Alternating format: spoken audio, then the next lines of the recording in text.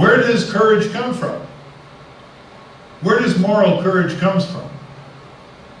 Parents, upbringing, bitter experience in the inner city, prejudice, bigotry, discrimination, reading, thinking, doing.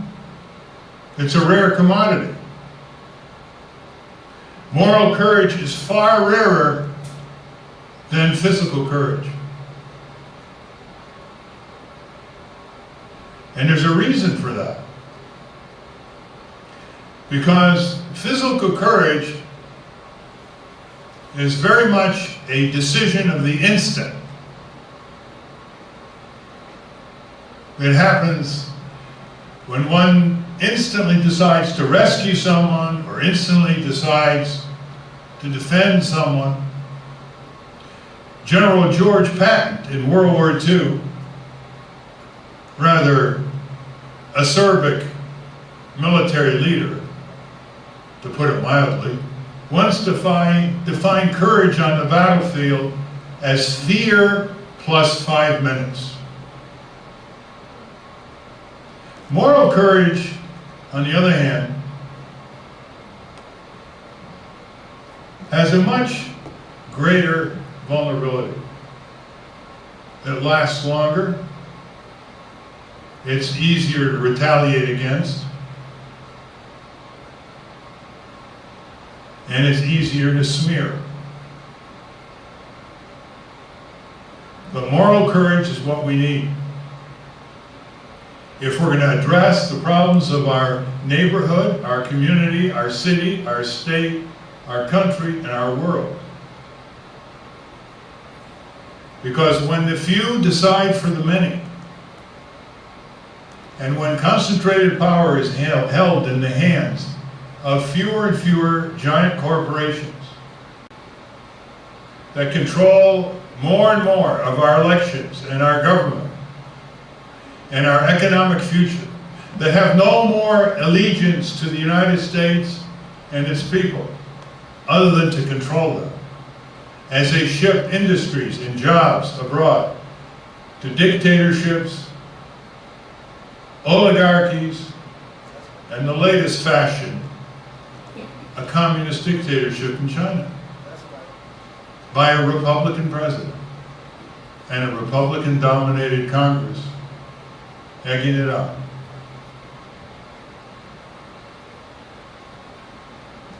You know the statistics, and they have human faces. 46 million people without health insurance, including children. 18,000 die a year because they cannot afford health care. That's 6 9/11s. That figure comes from the Institute of Medicine of the National Academy of Sciences. 18,000 people die in the richest country in the world because they live in a society where the almighty dollar tells them, you either pay or you die. No other Western country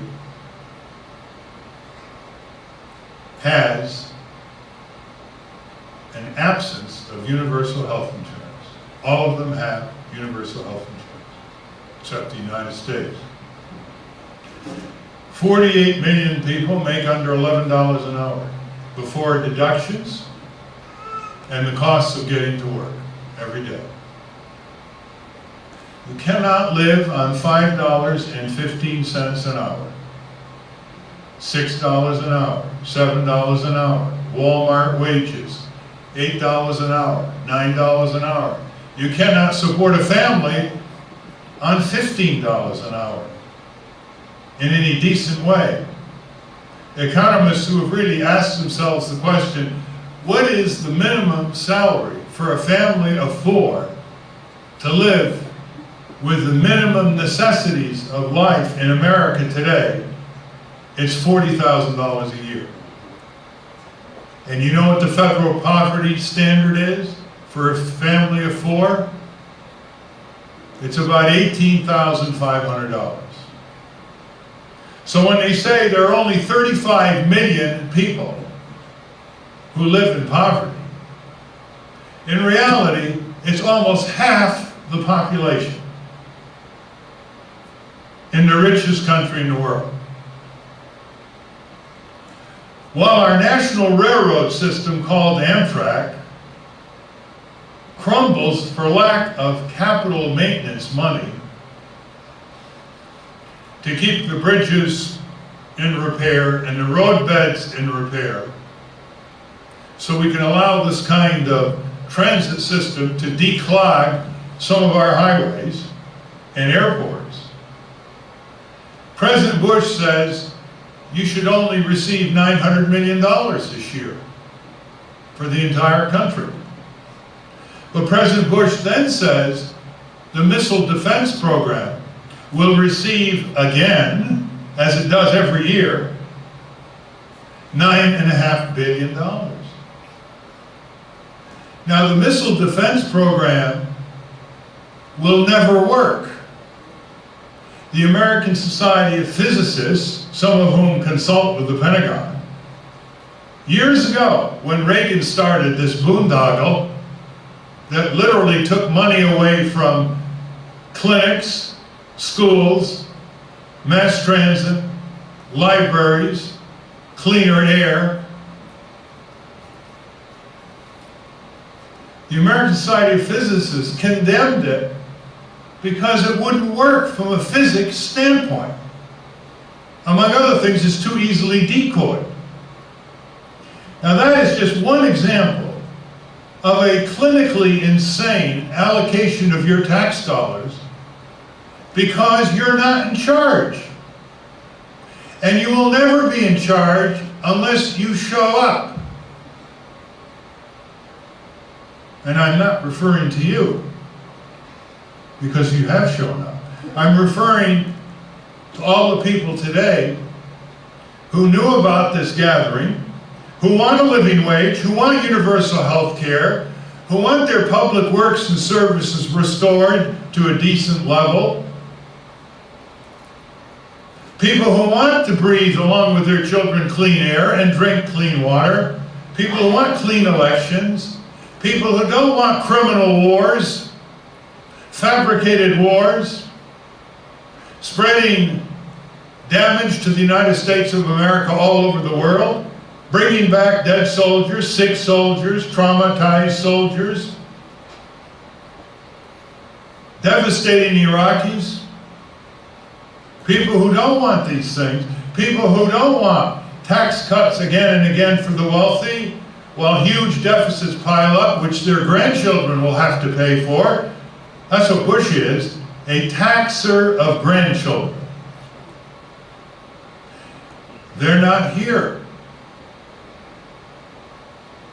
They may say they're tired. They finished a week's work, a second job's week's work. They have to spend time with their family. They're fatigued. They have to go and shop, fill the cupboards with their measly dollars. They'll say that they have to spend a little time visiting their elderly parents or their relatives. They'll all say they don't have time, that they're running around, always behind time. But the one thing they won't say is that the greatest drain on their time is their own sense of helplessness and powerlessness. That the greatest drain on their energy is their own sense of powerlessness and helplessness. And once they recover from their sense of powerlessness and helplessness, start feeling sorry for Wall Street and Washington, D.C. Congress.